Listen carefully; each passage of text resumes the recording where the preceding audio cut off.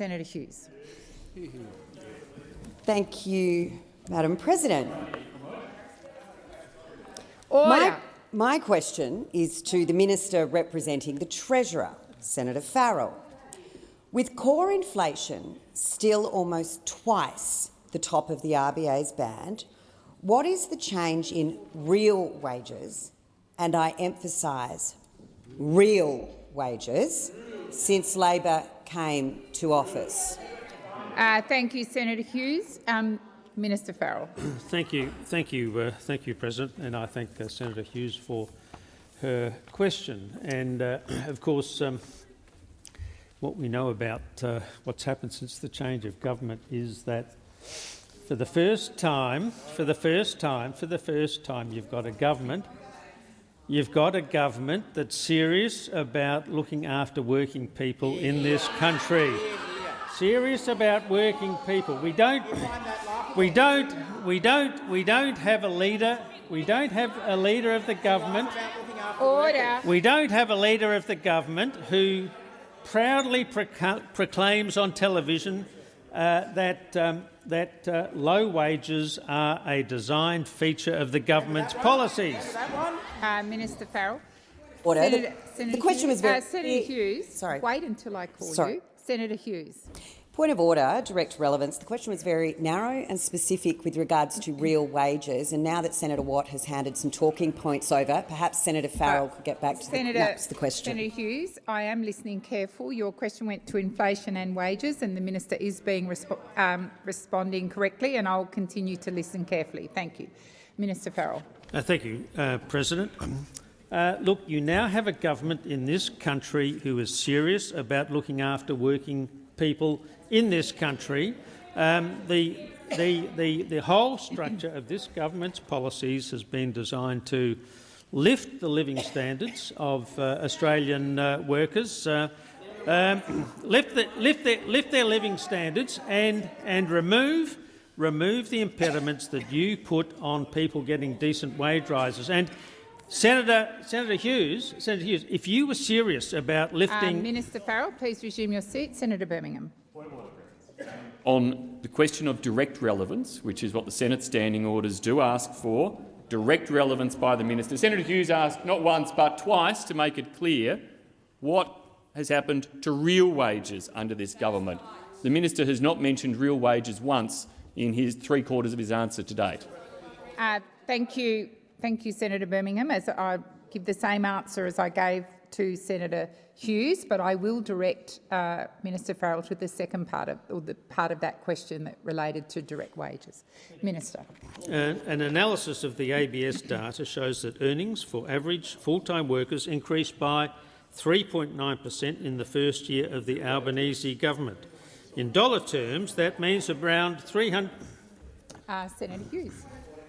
Direct relevance. The question was incredibly specific to real wages. Real wages are wage growth affected by inflation, Senator Farrell. Could you please speak to real wages, not ABS data?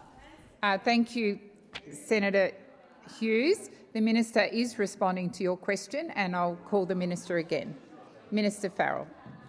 Well, thank you, President. And Senator Hughes, can I tell you I've spent a damn sight more of my life working for raising the living standards of Australian and I'm doing that, Senator Birmingham. I'm doing that right now as a government minister. Thank you, Minister Farrell. I'll just remind you also to direct your responses to the chair and not to the senator asking the question. Senator Hughes, are you standing for your first supplementary? Yes, I am. Yes, thank you. Thank you, Madam President. And Minister Farrell, the reason you've worked for so much longer is you're so much older than me. Minister, can you confirm that last week the ABC Living Cost Index showed that employee households have seen a 9% rise in their living costs over the year? What items are driving up the cost of living pressures for Australians? Thank you, Senator Hughes. Minister Farrell.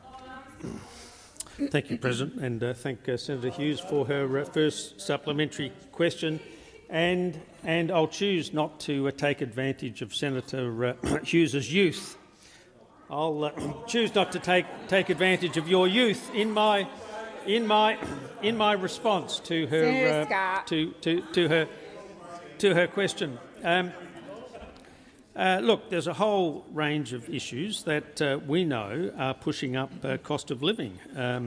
One obvious one is the cost of petrol. But having spent a recent amount of time overseas in recent weeks, these are not issues that are peculiar to the Australian economy. There's a war going on between Russia and Ukraine that's pushing up a whole lot of cost.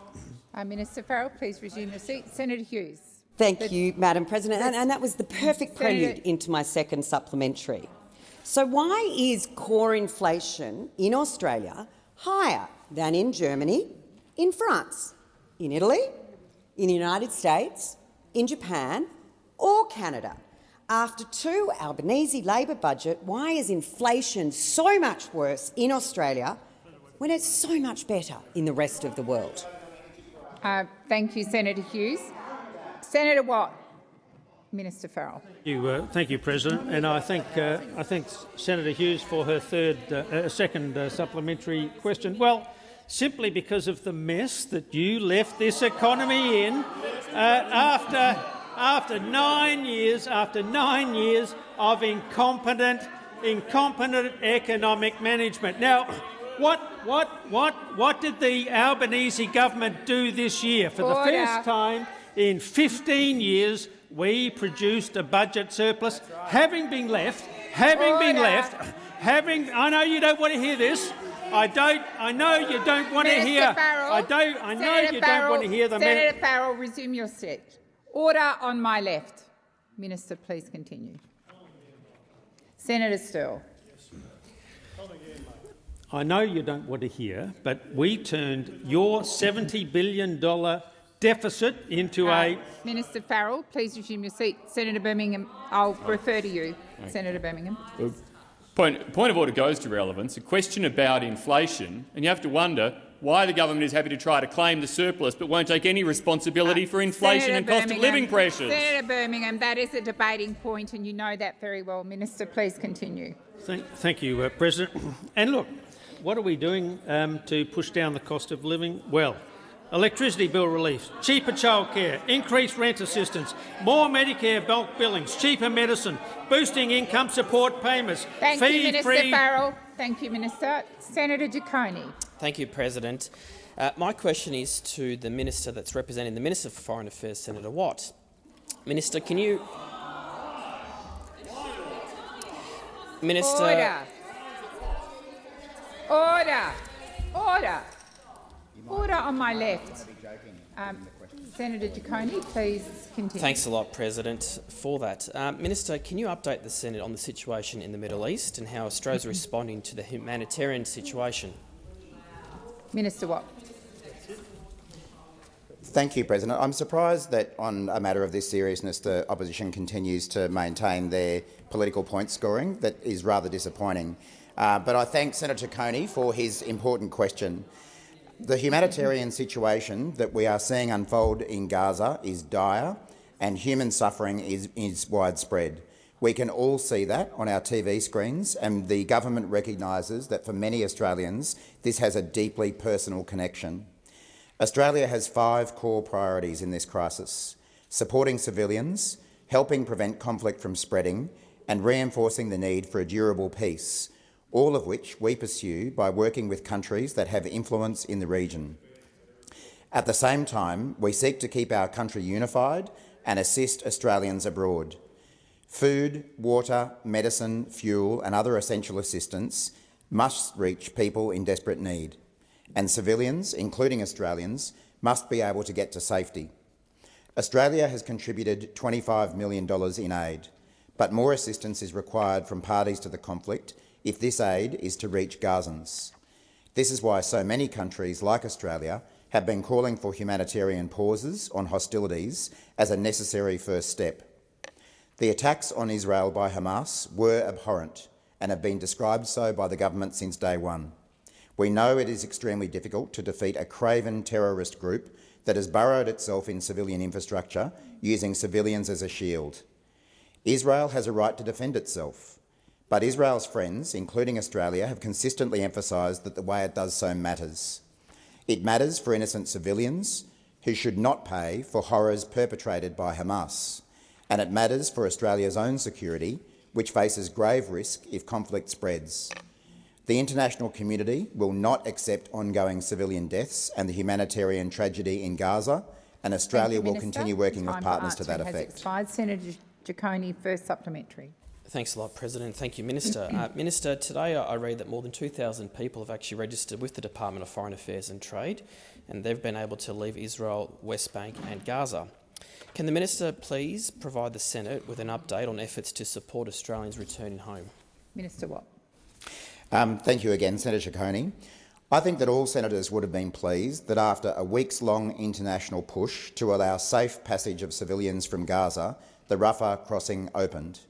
Of those who crossed the border, 21 were Australian citizens, with 2 permanent residents and 2 family members.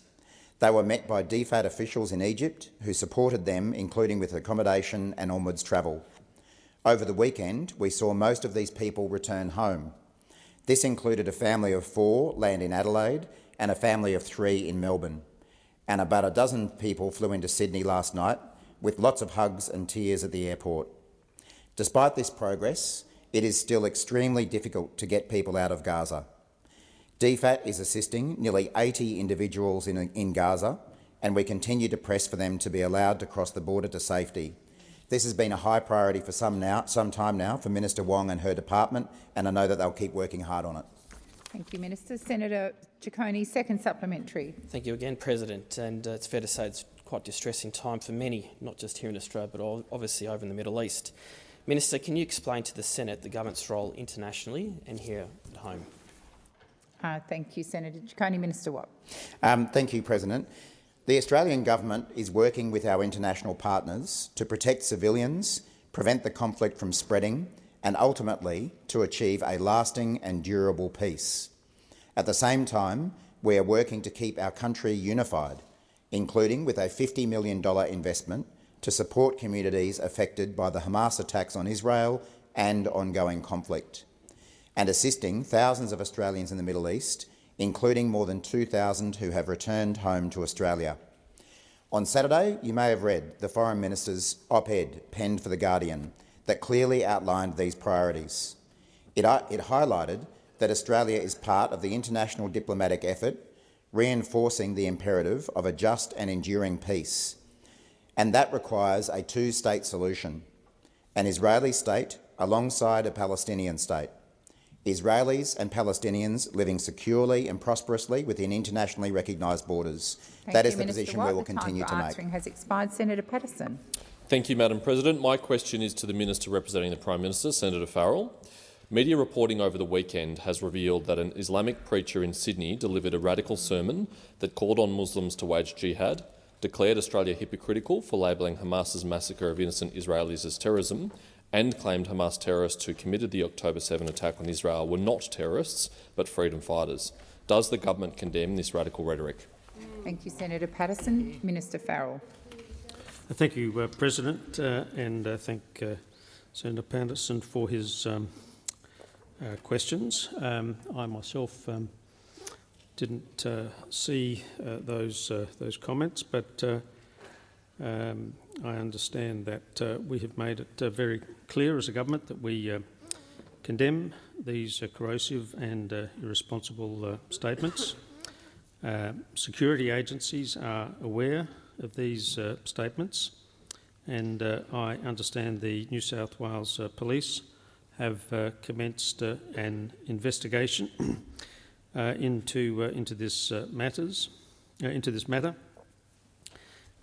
All Australians should remember what the Director-General of Security recently said about the importance of considering the implications for social cohesion when making public statements.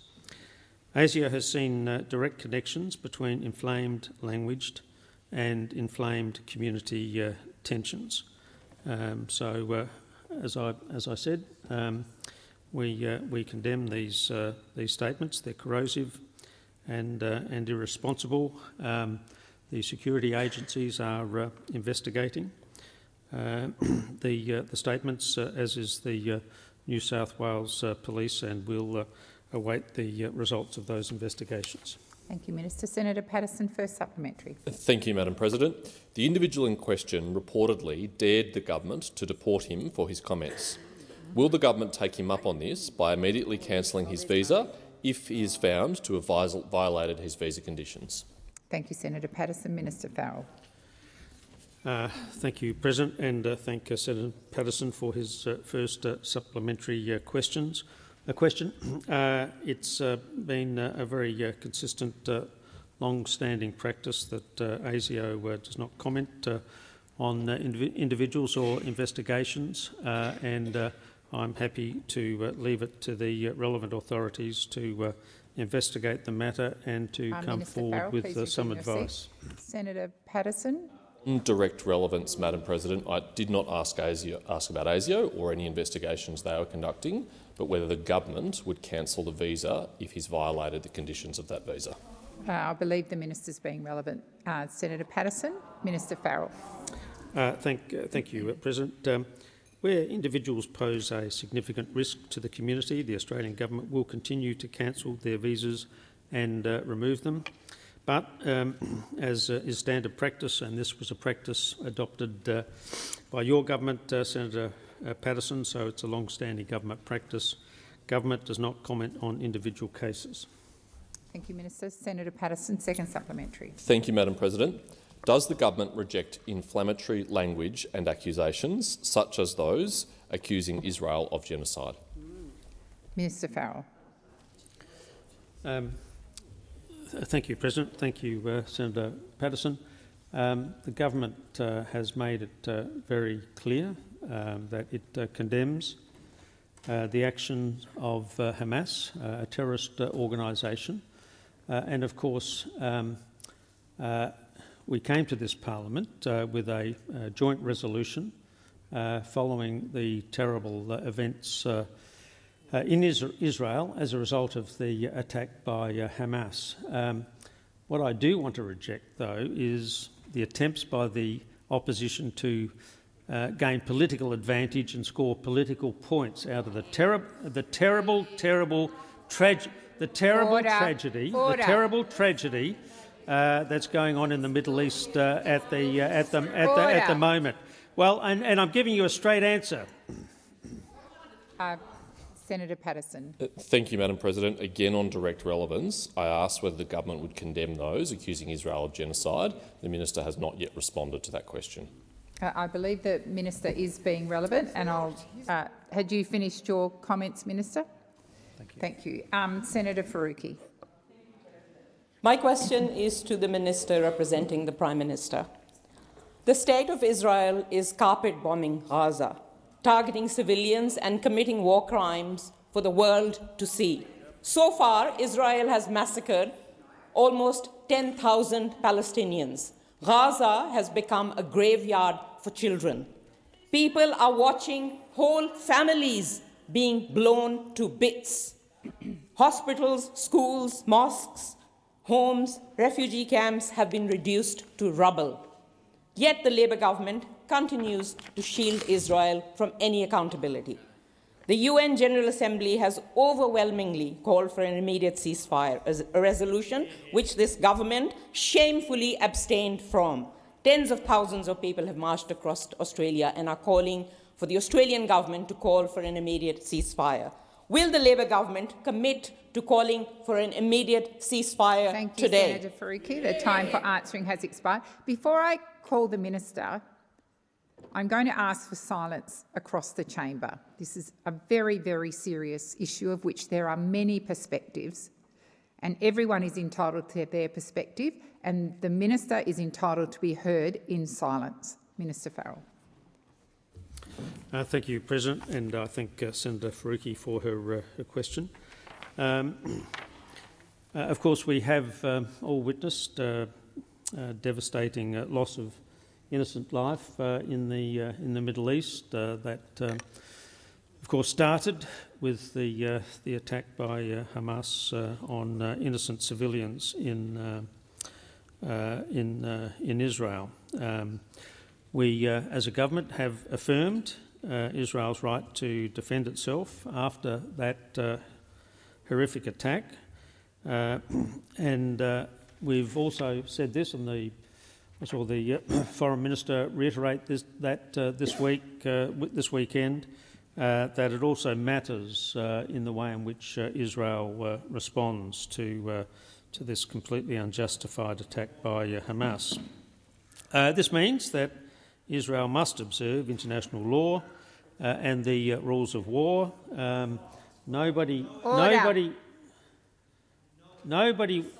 Minister Farrell, please resume your seat. I called for silence.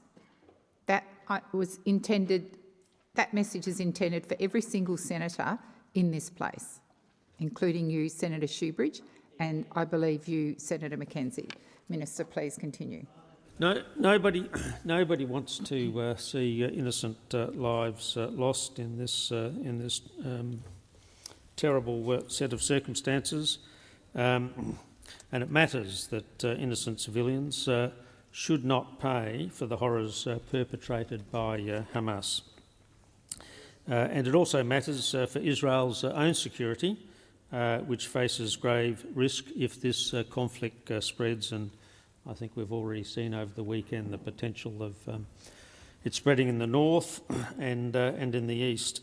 The humanitarian situation in Gaza is dire, and human suffering is widespread.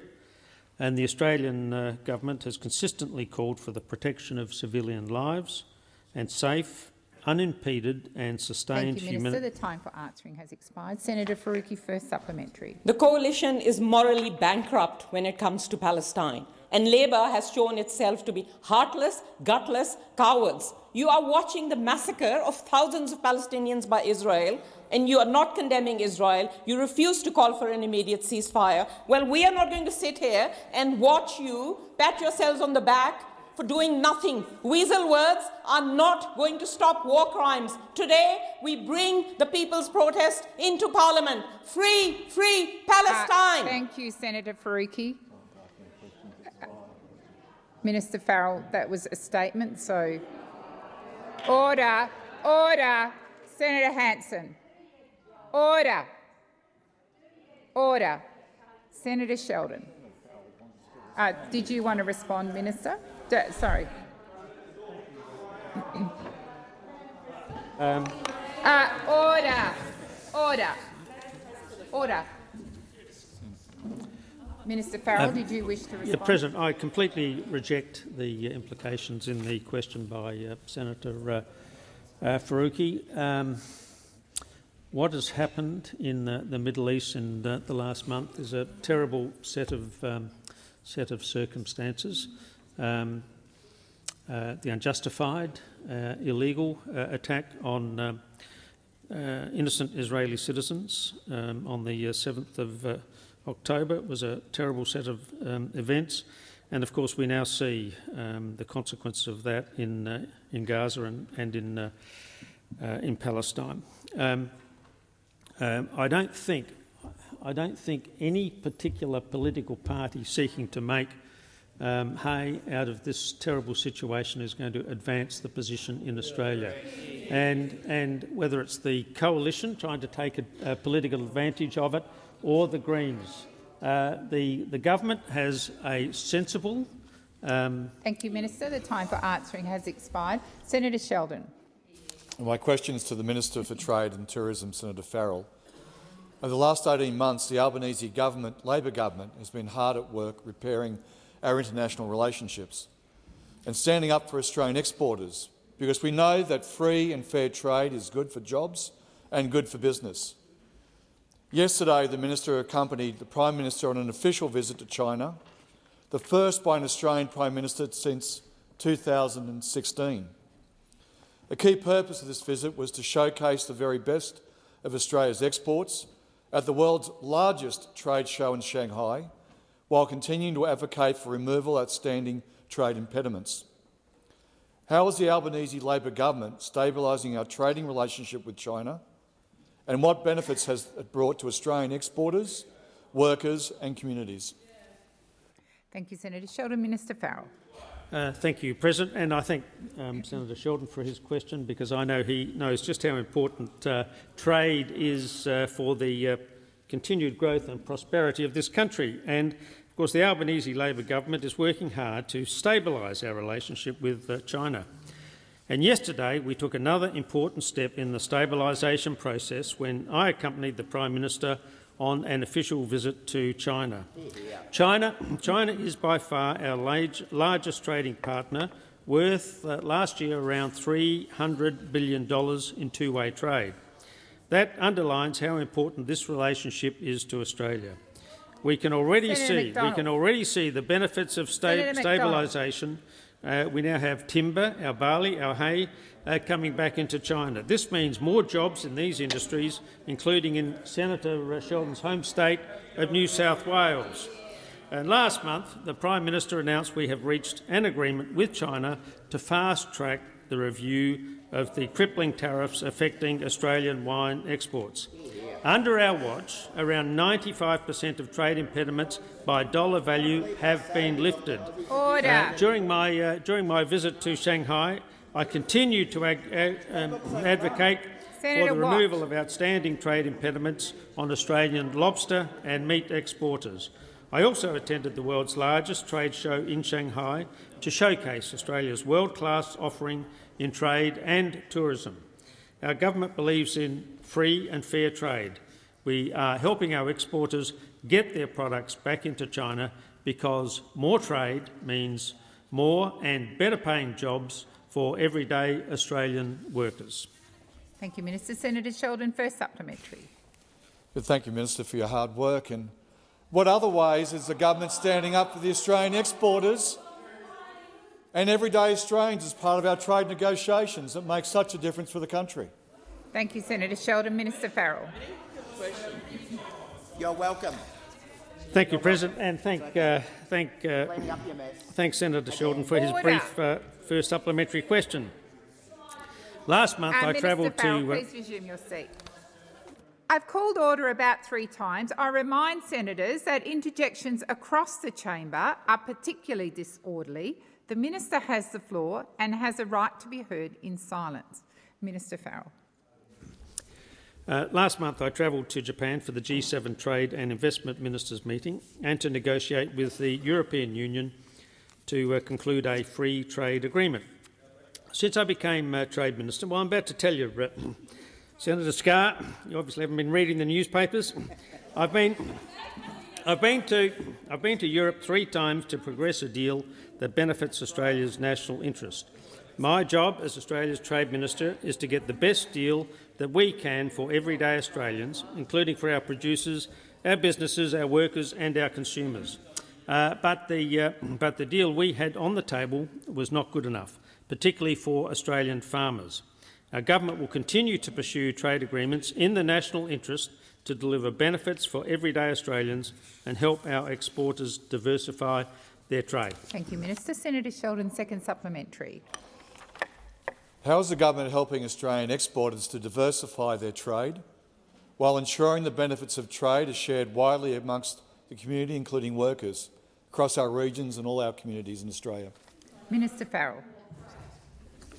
Thank you, President, and thank Senator Sheldon again for his important question. Since we were elected, the Albanese Labor government has made great progress helping Australian exporters to diversify their trade. We passed legislation to bring our free trade agreements with the UK and India into force. We delivered a new Southeast Asia economic strategy to 2040, helping Australian businesses create more jobs by seizing the opportunities right on our doorstep. And last week we delivered another election commitment to convene the first meeting of Australia's Trade 2040 Task Force. This task force is made up of a diverse mix of civil society, business and union representatives. Our government will continue to work with all partners to ensure the benefits of trade are shared widely amongst our community. Thank you, Minister. Senator Roberts. Thank you, President. My question is to the Minister representing the Minister for Home Affairs, Senator Watt. Australia has 300,000 hotel rooms and 140,000 Airbnbs. These are, of course, turned over many times, and there are 26 million Australians as well using these rooms for their own holidays. Into this small stock of rooms, the Australian Bureau of Statistics reports that in financial year 2022-2023, there were 5.86 million arrivals staying on average of 14 days. Minister, has this almost 500% increase in tourists under your government motivated landlords to move their property from long-term rental accommodation for everyday Australians to short-stay accommodation for hotel overflow? Thank you, Senator Roberts. Minister Watt. Thank you, President. Thank you, Senator Roberts. There's a lot in that. And I'm not... it seems to be as much about tourism and housing as it is about migration, but I'll attempt to answer the question. The figures that you quoted there, I can't verify whether they're accurate or not, the 5 million number that you said, and I presume that that would include a substantial number of tourists. But if your question relates to migration figures, the government has obviously already announced a number of measures to fix what is a hopelessly broken migration system that we inherited not just from the opposition but from the minister responsible for it, being one Mr Peter Dutton. Mr Dutton was the Home Affairs Minister for the bulk of the former government and oversaw the migration system that we now inherit, that allowed for rampant exploitation, that allowed for abuse of the migration system, in some cases by education providers that we see now, and we are taking steps to try to address that. It's a shame that the opposition, who have got a lot to say now, didn't do a single thing about these issues when they were in government. We've ended the pandemic event visa, we've ended unlimited working hours for international students and work exemptions for working holiday visa holders. We've increased the temporary skilled migration income threshold, which is the first increase in a decade. So these are some of the steps that our government has taken to fix the hopelessly broken migration system that was presided over by Mr Dutton as the Home Affairs Minister. I don't know, Senator Roberts, whether that directly addresses your question, because, as I say, there was a lot in it, but we are taking steps to try to fix that migration system once and for all. Thank you, Minister. Senator Roberts, first supplementary. Thank you. According to departmental data, in the 2022-2023 financial year, the department issued a record 687,000 student visas. Not many have departed because, due to COVID, most have only been here less than a year. Minister, Australia has 100,000 dedicated student accommodation beds. Where are the other 500,000 or so students staying? Thank you, Senator Roberts. Minister Watt. Thank you, Senator Roberts. I don't think you'd expect that I'd be able to give you a precise address for every single international student who is living in Australia at the moment. But as I say, if those opposite have complaints about the number of international students who are in Australia at the moment, perhaps they could have done something about the system when they were in government for 10 years. Perhaps they could have done that. So now you don't. Now you're not supporting him. So Senator Canavan's supporting Senator Roberts, but the Liberals aren't in agreement. So where are the coalition on these issues?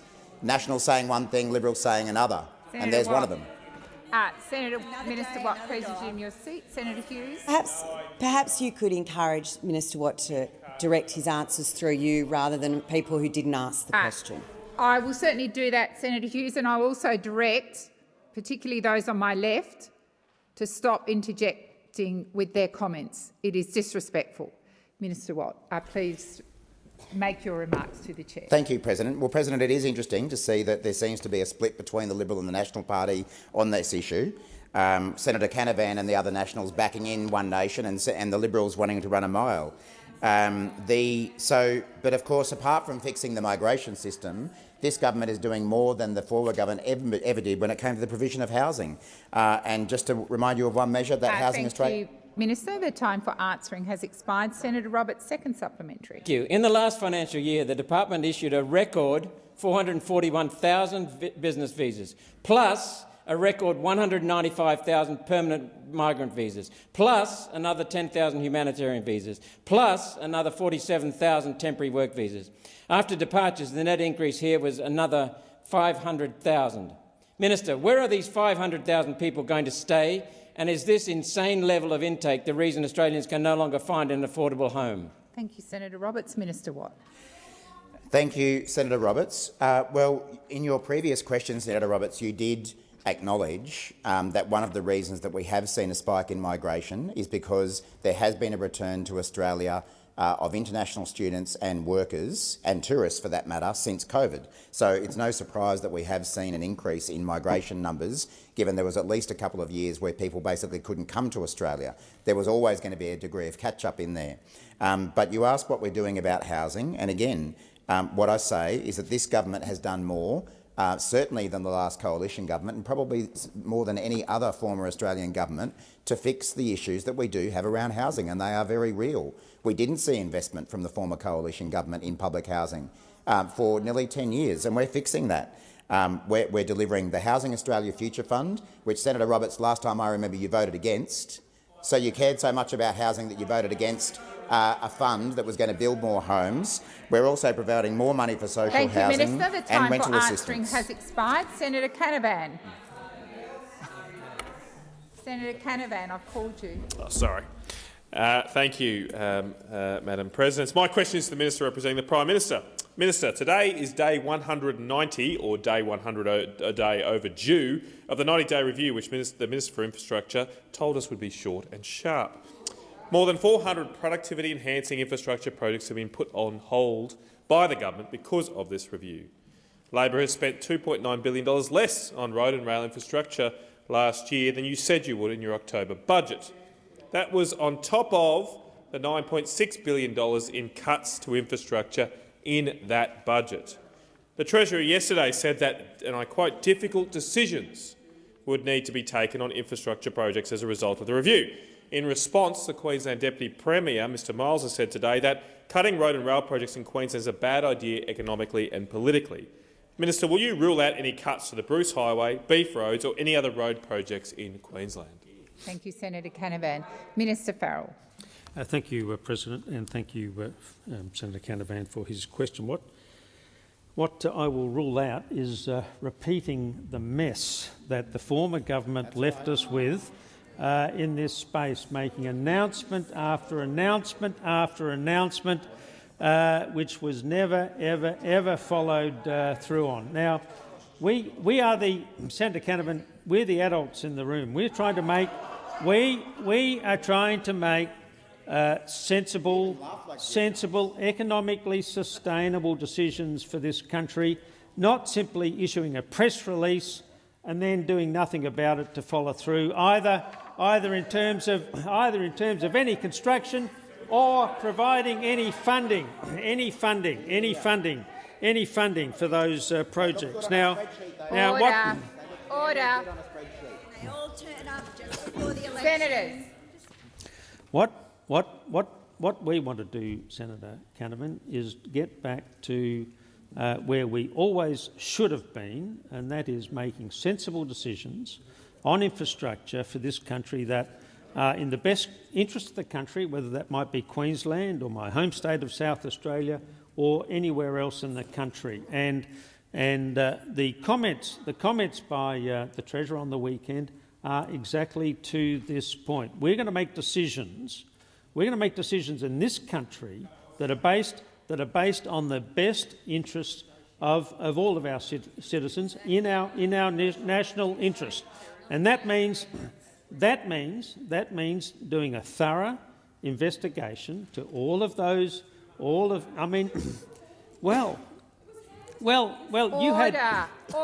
You had 10 years. You had 10 years to fix this up, and you didn't. Thank you, Minister. Order across the chamber. Order. Senator Brown, I've just called the chamber to order, and that includes you.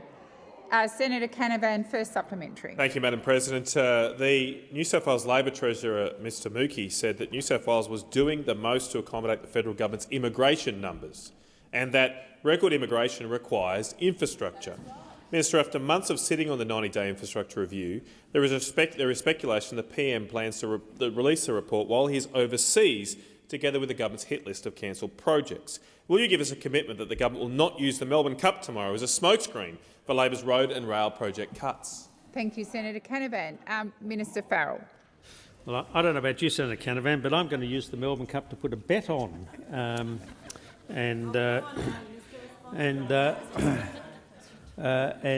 hopefully the horse I bet on will win.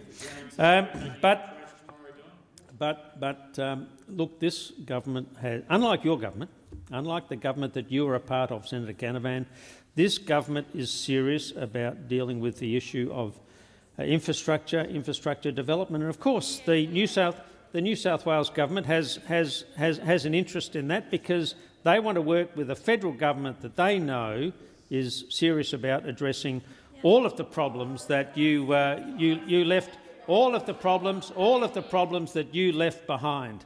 And can I tell you this? Whether it's Melbourne Cup Day or any other day, this government will be working with the New South Wales government to absolutely get the best result for this country. Has expired. Senator Canavan, second supplementary. Thank you, Madam President. Minister, can you guarantee that the Prime Minister will personally take responsibility for the government's cuts to infrastructure projects, and that the Prime Minister will make the announcement himself, instead of having a department quietly put out a release like he did with the Darwin port? Thank you, Senator Canavan. Minister Farrell. Well, I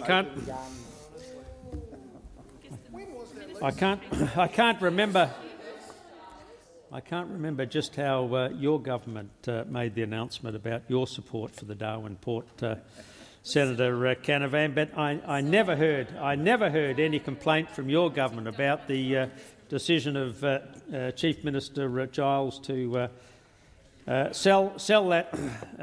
lease that port to a Chinese company. But what you know about this Prime Minister is that he's actually a Prime Minister who actually knows something about infrastructure.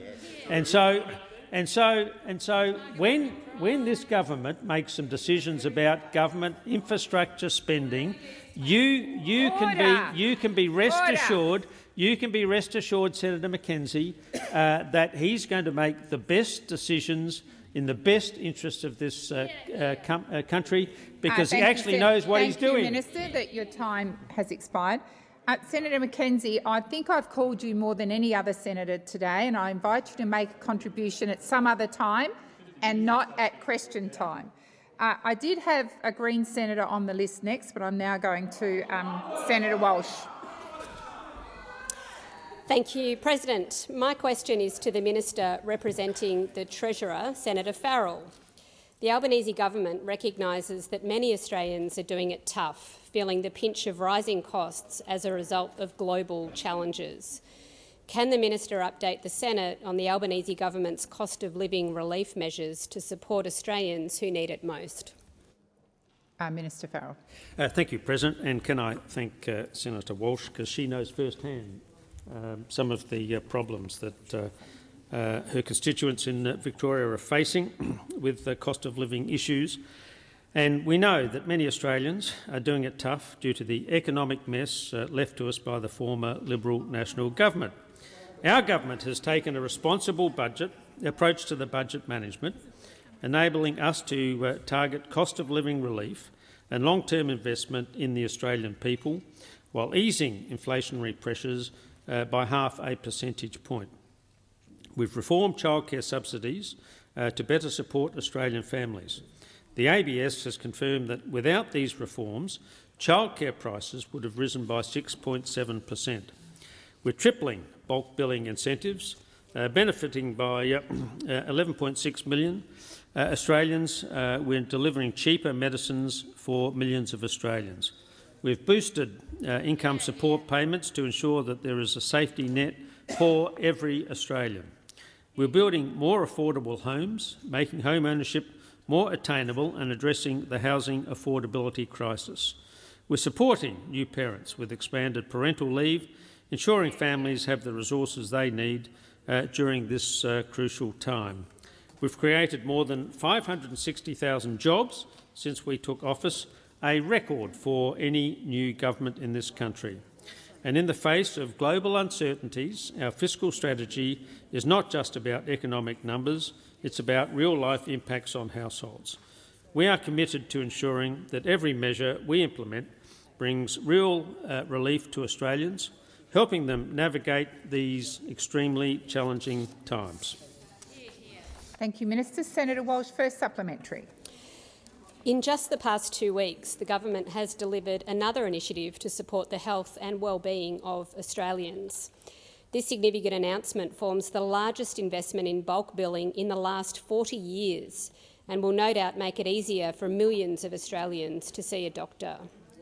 Can the minister inform the Senate of these changes and how Australians will benefit? Minister Farrell. Thank you, President, and thank Senator Walsh for her first supplementary question. And can I say that in the past 2 weeks, the Albanese government has once again demonstrated its commitment to the health and well-being of Australians. We've tripled bulk billing incentives, ensuring that 11.6 million Australians, including children, pensioners and other concession holders, can gain access to essential medical services without the burden of out-of-pocket costs. This initiative is not just about health.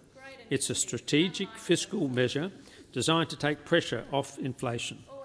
In essence, every decision we make, every policy we implement, is designed to provide cost-of-living relief for Australians while not making the inflation challenge any worse. Taking these measures, and together they are helping Australians to shield Australians from global economic pressures while making smart and targeted investments for the long term. Thank you, Minister. The time for answering has expired. Senator Walsh, second supplementary. As you've outlined, Minister, the Albanese Labor government has delivered relief to Australians through reducing the cost of energy bills, reducing the cost of childcare, reducing the price of hundreds of thousands of medicines and scripts, and made it easier to see the doctor. Can the minister inform the Senate about any independent analysis of how much worse off Australians would be without the Albanese government's energy assistance package? Thank you, Senator Walsh. Minister Farrell. Thank you, President, and thanks Senator Walsh for her second supplementary question. The global disruption, particularly in oil markets, is posing a significant inflationary challenge. Our government's targeted measures, such as our energy assistance, are designed to shield Australians from these global pressures. The ABS has confirmed that without the action taken by the Albanese Labor government, electricity prices would have risen by 18.6% in the September quarter.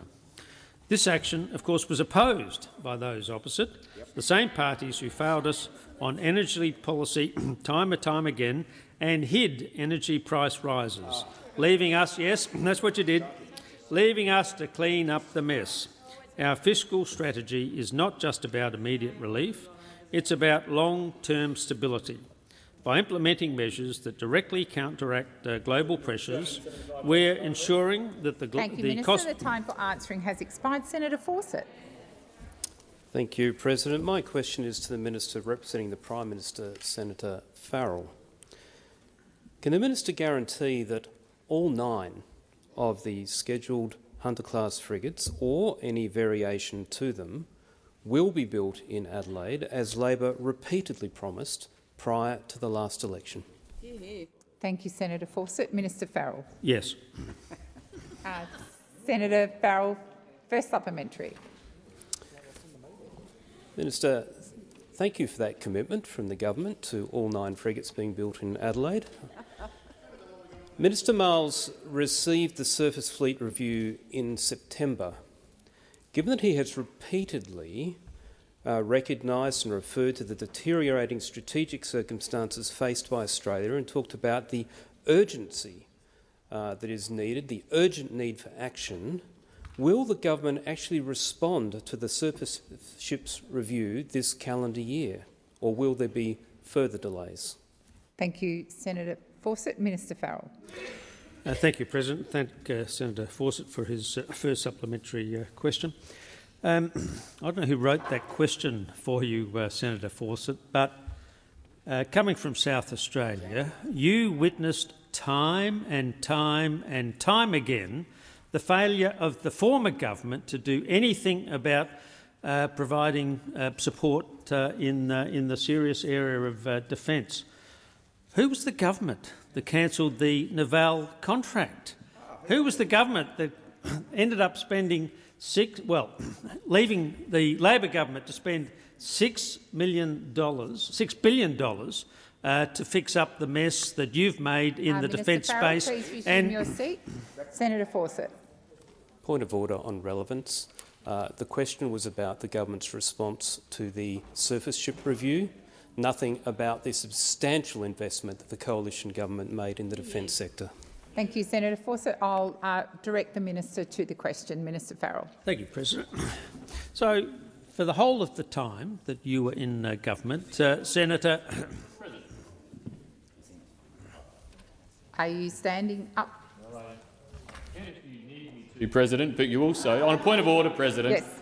Firstly, you don't need a point of order to draw a minister to a question, and the minister was flagrantly disregarding your drawing him to the question. I invite you to do so and encourage you to do so without always needing a point of order. Thank you, Senator Birmingham. I will once again remind the minister of the question. Minister. With all due respect, on the point of order, I don't think you need those gratuitous comments from the deputy leader of the. The time has expired, Minister. Senator Fawcett, second supplementary. Minister, there's been numerous representations from defence industry and our allies urging faster decision-making and raising concerns that the number of reviews, the cuts in real terms to budgets and the slow speed of decision-making is harming investment and the delivery of critical military capability. When and how will the government respond to those concerns? Thank you, Senator Fawcett. Minister Farrell. Well, we're doing this. Thank you, President, and thank Senator Fawcett for his second supplementary question. You know, we're finally back on track here. All of the chopping and changing in the defence space under your government, that's behind us now. That's well, you've asked. Senator Fawcett. Point of order on relevance. The question was about the fact that the government won't even define a track, not whether or not they think they're back on track. He's not being relevant to the question that was asked. I'll remind the minister of the question. Thank you, Senator Fawcett. Minister Farrell. Thank you, President. Look, I don't think I could be more relevant in pointing out the failure after failure after failure of the former government. Senator, let's remember, Minister Farrell. I'll draw your attention to Senator Fawcett's question. Did you still want to make a point of order? Yes, point of order. The minister is misleading the House. Oh, that's not a point of order, Senator Fawcett, and you're well aware of that, Minister Farrell. No, that's the best he can do. Look.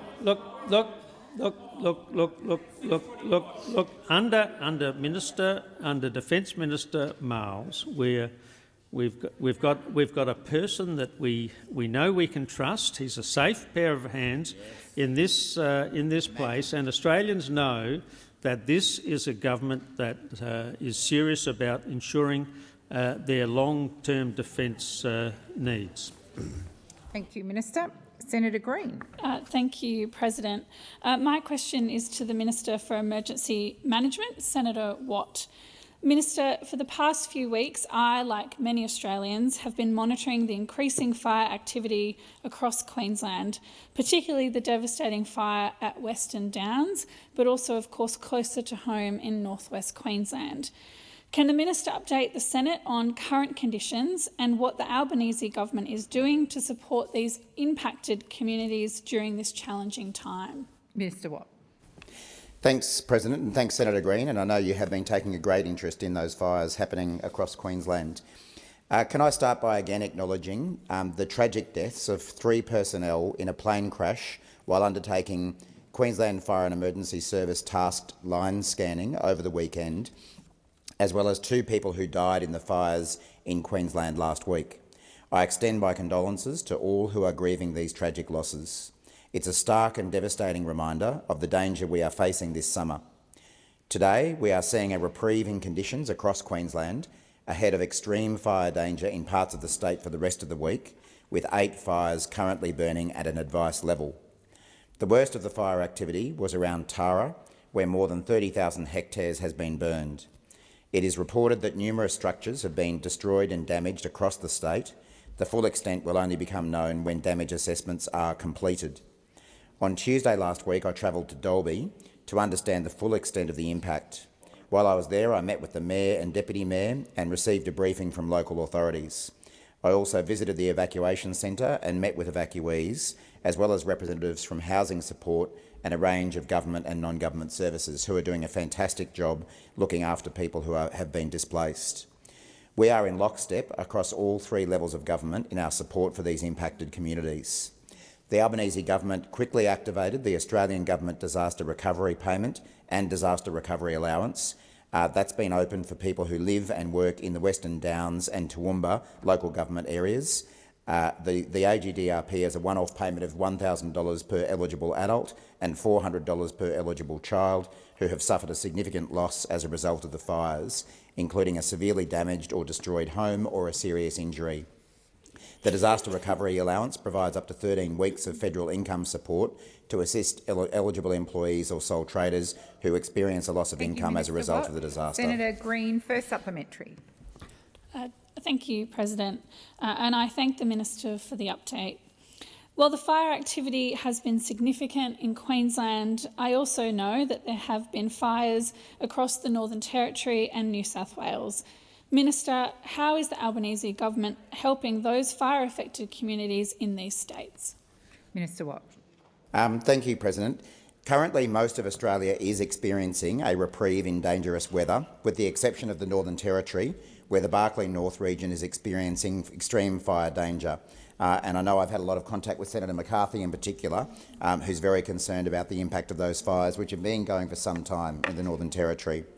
Over the weekend, we saw fires continue to burn across New South Wales and the Northern Territory, with lightning causing significant fire activity in Western Australia and the Northern Territory as well. As of a short time ago, there was one fire burning at a watch and act level in Western Australia, with all other fires across the country burning at advice or below. We're working with all state and territory governments to provide the support that they need to help their communities.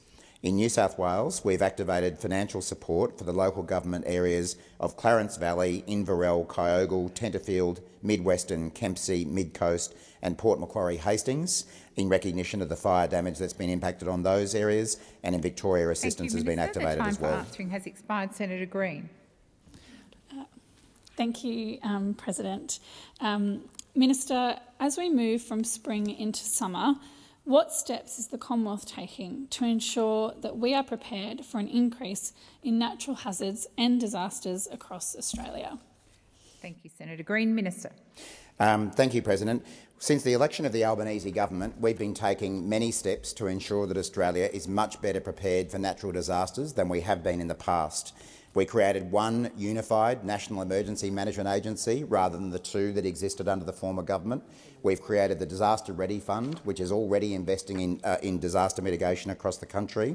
And I'm pleased to say that a bit over a week ago, I joined with the member for Boothby in South Australia to announce Humani Huts as the supplier of mobile emergency shelter camps, a key component of what will be the first ever National Emergency Management Stockpile. This capability will support the stockpile needs of states and territories. It'll have 3 main components: a physical stockpile, including, as I say, temporary housing, but also over time things like water purification equipment and other needs. There'll be a standing offer panel to be able to meet needs urgently, and we'll be entering into a memorandum of understanding with governments as well. It'll provide reliable, readily deployable, life-sustaining resources for communities. Senator O'Sullivan. Thank you very much, President. My question is to the Minister representing the Prime Minister, Senator Farrell. Should the Chinese government's attempted coercive trade sanctions against Australia be considered a reason not to support their membership of the Comprehensive and Progressive Agreement for Trans-Pacific Partnership at this time? Minister Farrell. Thank you, President, and I thank the senator for his question. The CPTPP, as it's known, has recently acceded to the request of the United Kingdom to join that group, and only a few weeks ago that request was acceded to. Senator Scarr, look, it's important. It's important that you put these questions into perspective. Having dealt with the issue of the United Kingdom, of course, the next question is which country might next join the group. And as you say, China has put in a request to join that group, but so have 5 other countries, including Taiwan, including Ukraine, including a number of other countries, and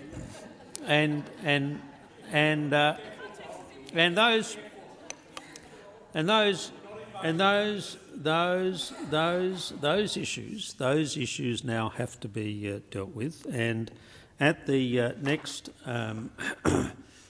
meeting of that group, which will occur next week in San Francisco, I expect that the group will deal with the issue of how to progress future requests for accession to that group. The reality of the situation is that it does require. Thank you, Minister. The time for answering has expired. Senator O'Sullivan, first supplementary. Thank you, President. Have any other partners raised concerns with the Albanese government's more positive tone about China joining the CPTPP? Minister Farrell. Look, I don't think it's appropriate to conduct in public discussions about what other countries may or may not have said to us. As I indicated to you, next week this group is meeting on the sidelines of the APEC meeting in San Francisco, and I'm sure all of the countries will at that meeting have an opportunity to express their point of view on where we head next with the CPTPP. Thank you, Minister. Senator O'Sullivan, second supplementary. During his discussions with the Chinese government, has the minister given any undertakings in relation to Australia's consideration of foreign investment applications or raised the review into the Port of Darwin? And if so, in what context did the minister discuss foreign investment of the Port of Darwin? Minister Farrell. Thank you, President. Thank you for the second supplementary question. No, and on that note, I would request that further questions be put onto the notice paper. Thank you, Minister Farrell.